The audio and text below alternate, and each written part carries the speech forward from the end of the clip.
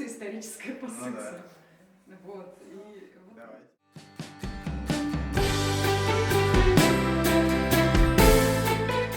Христианский солнечный календарь был введен в России еще Петром I, но в быту татар новое летоисчисление Румия-Елы стало практиковаться лишь на рубеже XIX-XX веков.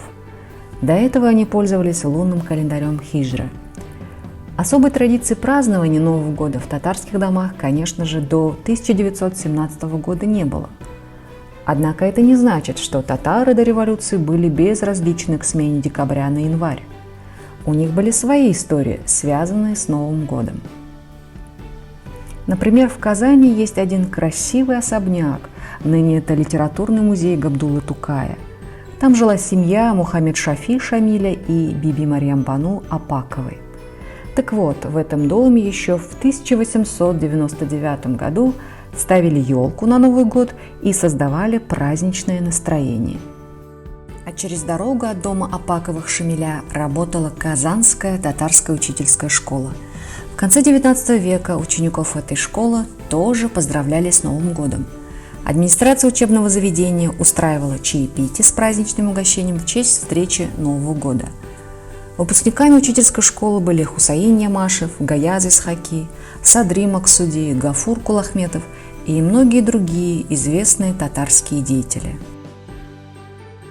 Татарские купцы Казани в это время отправлялись в уездный город Мензелинск на знаменитую рождественскую ярмарку, которая начиналась в конце декабря и длилась до начала января.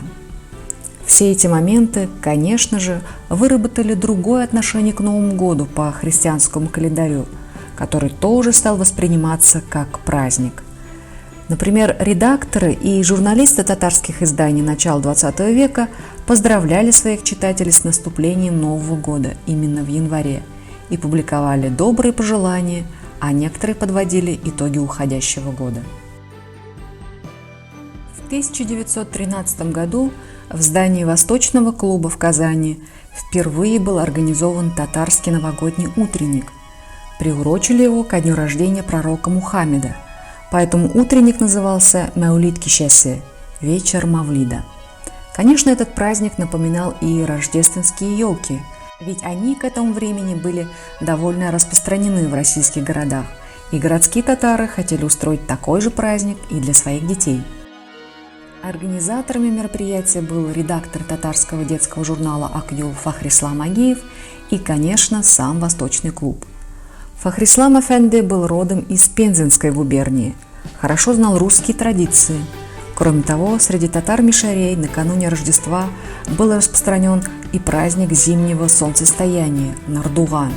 Там тоже были пляски, ряженые и, конечно, предновогоднее веселье. А в Восточном клубе в 1913 году дети играли, водили хороводы вокруг елки, пели, читали стихи. Среди них была и маленькая Сара Садыкова, она пела в детском хоре Восточного клуба. Вместе с детьми пришли на праздник мамы и няни.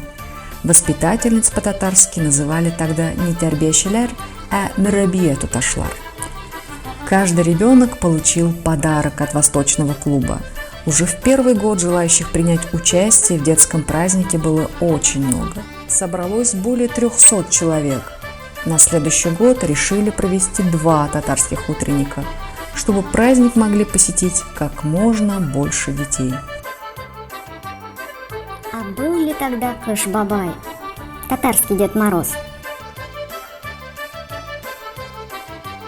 Şenmisiz balalar.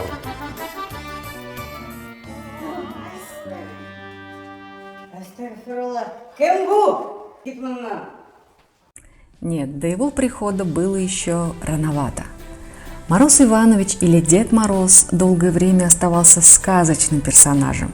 Сначала он появился лишь в виде елочной игрушки. Лишь в 1910-е годы во время рождественских елок стали наряжать актеров в костюм Деда Мороза. В 1913 году в Восточном клубе, конечно же, Кыш-бабая еще не было. Он стал популярным новогодним гостем только в советские годы. Но у Габдуллы Тукая есть стихотворение для детей «Ак-бабай», где уже угадываются черты и нашего Кыш-бабая. Бүтін дүния ап-ақ қар яуғанда, ишік алда, урам, түбә ағарғанда, аппақ болып қайтып келә безнең бабай, безгә төрле-төрле уенчык алганда. Шатланышып без әйтәбез: рәхмәт, бабай, сиңа тагын күп ел гомер бирсен Ходай. Бабай мескен, кар яңгырга карамыйча, безне шатландырмак йөри шулай. В стихотворении говорится о том, как один дедушка оставляет детям подарки. В татарском фольклоре нет такого героя, но Габдулла Тукай еще в 1912 году представил нам адаптированного под татарский лад Деда Мороза. Остается лишь присоединиться к словам великого татарского поэта и пожелать всем здоровья, долголетия, счастья в наступающем новом году.